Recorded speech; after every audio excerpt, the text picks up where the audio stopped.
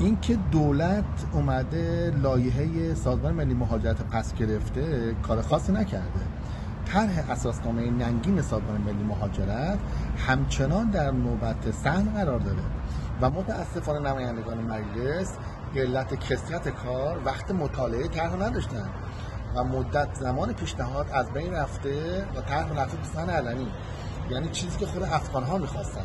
نفوذ یعنی همین، نفوذ یعنی که افغان اینقدر نفوذ داشته باشه که بتونه یک طرحی رو در ایران قانون کنه که بتونه 15-16 میلیون جمعیت ایران رو شناسنامه دار کنه برای خود افغان ها.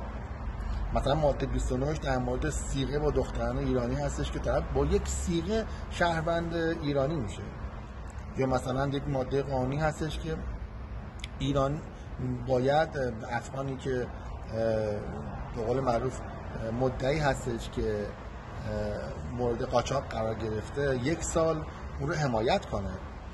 خدمات بهداشتی، خدمات تحصیلی رایگان، اینا فاجعه است تو این طرح، در صورتی که همه جای دنیا بر اساس بحث امنیت سرزمینیشون، آمایش سرزمینیشون باید 3% یا 1.5% از جمعیتشون رو مهاجران تشکیل بدن، اما تو ایران الان 10 تا 15% مهاجر هست. مهاجرانی که اکثرا 90% فاقد سواد، تخصص، نخبگی و سرمایه هستن.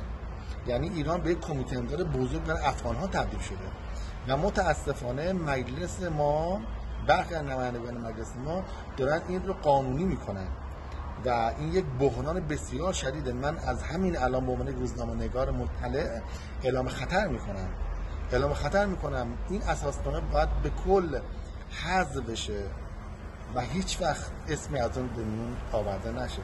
سراد کسریزاده، روزنامه‌نگار.